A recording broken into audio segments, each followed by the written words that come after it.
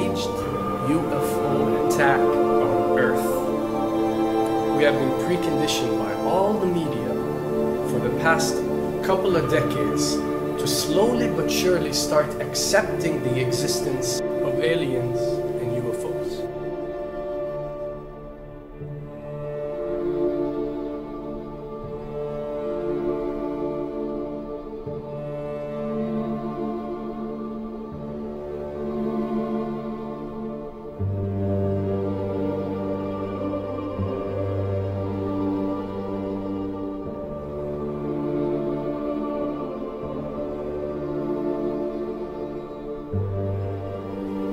I can tell you right now that 99% of every UFO sighting that has ever taken place has actually not been an unidentified flying object, because this has always been military technologies.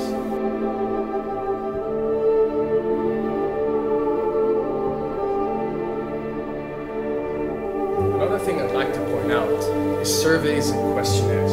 You know, we get surveys and questionnaires all the time, you know, sent out by the state or by the government or by our rulers and our officials and so on and so forth. Do you really think that these ruling powers care about what you think? Do you really think that they're waiting to ask you and receive your answer before making a decision? What happens with these questionnaires is that they are released. For example, what country do you think the US should attack next? And if it yields back results like 70% of the US population believe Iran is the next country that should be attacked, this is actually a study conducted for the effectiveness of the media propaganda that they are using. So when they get such results, they look at it and they be like, all right, amazing. Our media propaganda is working. We are purposely trying to manipulate people to think that Iran should be the next one, and check out the survey results. We're doing a great job in propaganda. That's what it's all about. And if the results come back and they aren't up to par, so let's say 20% want war with Iran and 80% want actual peace, they say, okay, so now we have to go and rework our media propaganda and make it more effective so these percentages change. Why am I saying this? Because of the UFO phenomenon. Since the 60s, the amount of people who believe in extraterrestrials have skyrocketed, and are only increasing day by day in our modern world. This only confirms the success and the plans that are taking place to first manipulate you to believe in UFOs, and second, to conduct a UFO attack that is going to force the whole world to unite to fight off this enemy and accept the New World Order. A former Canadian government official is warning we may be on the verge of intergalactic war, saying, quote, the Bush administration has finally agreed to let the military build a forward base on the moon, which will put them in a better position to keep track of the comings and goings of visitors from space, and to shoot at them if they so decide. I was introduced to the late Dr. Wernher von Braun, in the U.S., the father of rocketry. In my first meeting with him, during that first 3.5 hours, he said to me, Carol, you will stop the weaponization of space, because there is a lie being told to everyone that the weaponization of space is now first being based upon the evil empire, the Russians. There are many enemies, he said, against whom we're going to build this space-based weapon system. The first of whom was the Russians, which was existing at that time. Then there would be terrorists. Then there would be third world countries. Now we call them rogue nations or nations of concern. Then there would be asteroids. And then he would repeat to me over and over. And the last card, the last card, the last card would be the extraterrestrial threat. As a military strategist, as a person who worked on the MX missile, which I did later, he said, you will find that there is going to be a spin to find some enemy against whom we have to build space-based weapons, and now we should expect the spin. And that's the formula, except that it's all based on a lie. A supersonic saucer. Called the Silver Bug, it was truly revolutionary. The plans show in detail a multi-jet engine craft that boasted amazing maneuverability and speed.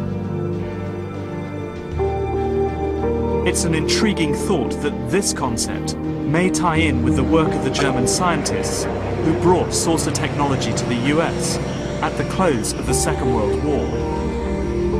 What was needed were certain cover stories. What do you do when people are spotting aircraft and then telling reporters that they've seen something very unusual flying out of an airbase in Nevada?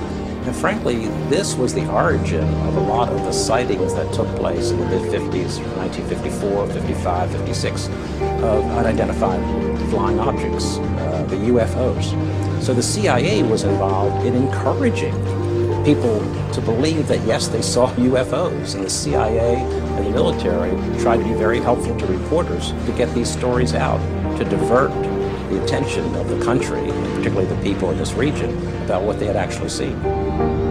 Mexican Air Force pilots capturing on videotape what are said to be 11, count them, 11 UFOs. The Mexican Air Force has released a video that some of you are going to find difficult to believe. A journalist says it shows images of UFOs tracking a Mexican military plane. So what's the truth about UFOs? The story of successive attempts to develop radically new forms of flight, conducted under the strictest secrecy, is inextricably bound up with our relationship with UFOs over the last 60 years. Whether it's Allied pilots buzzed by strange balls of fire in 1942, or the Roswell incident 5 years later, there is a strong case to be made that secret military technology offers a convincing explanation for many UFO stories. Anytime the government has secrets that they can keep from us, they can manipulate us by those secrets. In essence, they still remain 25 years at least ahead of us in technology, information, and knowledge, and secrets, and they are using them against us. I heard over the years many times over that the plan to usher in the New World Order would be to make all the people in this country and around the world feel totally helpless to prevent the New World Order from occurring, this world dominance plan, by saying that we had been invaded by aliens, so that we would say, oh please UN, come in and help us all. So bear in mind that there is a planned orchestration to get people to be submissive through the secret technology and information that they're keeping from you under the blanket of the so-called National Security Act.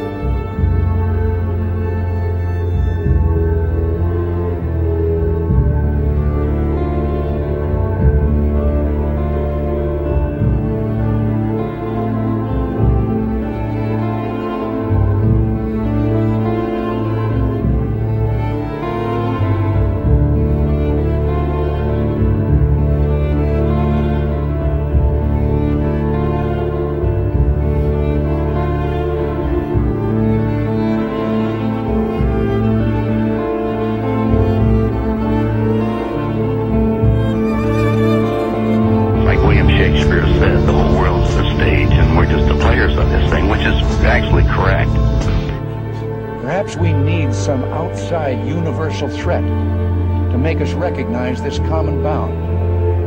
I occasionally think how quickly our differences worldwide would vanish if we were facing an alien threat from outside this world.